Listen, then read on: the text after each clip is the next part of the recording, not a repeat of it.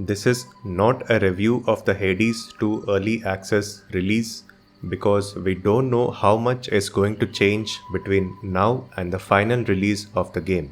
Instead, this video talks about a few early impressions about the state of the game as it exists in late May 2024 and whether this game really needed to exist in the first place. Please note that this video contains minor spoilers. From this point onward, the footage you see will be an unedited run of Hades 2.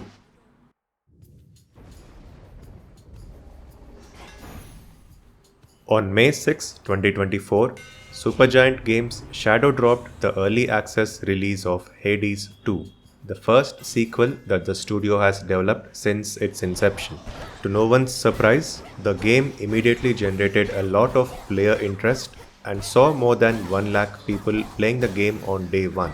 And to everyone's surprise, this early release of the game already has more content to explore than the full version of the original Hades. While this was probably done to justify the existence of a sequel, it also runs the risk of having too much of a good thing. The first game was arguably a title that propelled Supergiant Games to the top of the indie gaming scene, and the studio is now a household name. The title won multiple Game of the Year awards and introduced the roguelike genre to thousands of new fans. But did Hades really need a sequel? The first game's plot was wrapped up, maybe not quite neatly, but in a convincing way.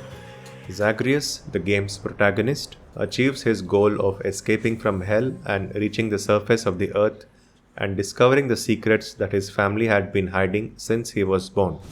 Zagreus found closure and the game ended on a good note.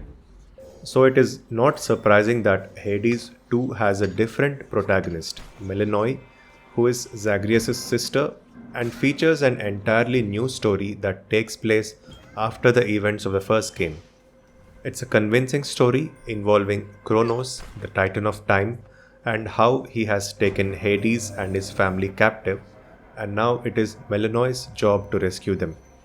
There are enough new elements in the sequel to make it feel different, but at the same time there are enough returning elements to make the game seem familiar. It's a delicate balance that the studio has managed to pull off well so far, although it remains to be seen how the final version will end up like. The consensus seems to be that Hades 2 is already off to a great start and is a good sequel, but I haven't seen enough discussion about whether we needed a sequel in the first place. My issue isn't with the quality of the sequel, it is a top-notch game, no doubt about that. However, this game's existence means that we have to wait a lot longer to see another original title from Supergiant Games. Since 2011, the studio has released one new game roughly every 3 years, and until 2020 we got a new IP each time in the form of Bastion, Transistor, Pyre and Hades. Now that Hades 2 is in active development, we might estimate that the next game from the studio may not come out before 2027 unless they drastically change their production cycle. And that's what makes me a bit disappointed. I'm not against sequels in general, but Supergiant Games was one of those rare studios which kept taking risks with new IP rather than sitting back and relying on sequels to keep the lights on. I enjoyed the early access release of Hades 2, but after everything, it just felt like more Hades. We've spent 4 years with this franchise already, 6 years if you count the early access period of the first Hades. So we know what to expect from it, and after a point, it simply becomes a bit tiring to go on another run, and I'd rather go play another game. Supergiant Games has not mentioned in detail about why they chose to make a sequel, so everything I say from here on is merely a wild guess.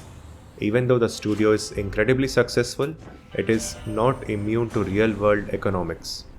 The studio is based in San Francisco, which is one of the most expensive cities to live in the world. Being active since 2009, the studio no doubt has multiple senior staff members who now rightfully take home a pretty big paycheck. That means each new project that the studio works on is more expensive than the last one. Meanwhile, the studio's games have never sold for more than $30 each, with generous regional pricing and constant discounts bringing down the price even further. And as mentioned before, the studio's average output is one new game every 3 years. This means no matter how successful their games are, unless they release games more frequently or increase their price per game, the studio's current business model will eventually become unsustainable. At some point, they have to accept the realities of the video game market and they have to take fewer risks to keep the studio alive. And the easiest way for them to do that at this moment is to release a sequel to their most well received game so far, which not only guarantees them another hit, but also increases the sales of the first game, as curious new players will want to play that one too. All this doesn't have to mean that we will only ever get more Hades sequels from the studio. I am confident that their talented team still has much to offer to the world and we will see a remarkable new IP soon. Hopefully, in the meantime, the video game industry will recover from its current instability and the studio will get more confidence to take a risk with a new IP again. Until then, let's not forget that Hades 2 is off to a good start and the final release will no doubt end up being a great sequel.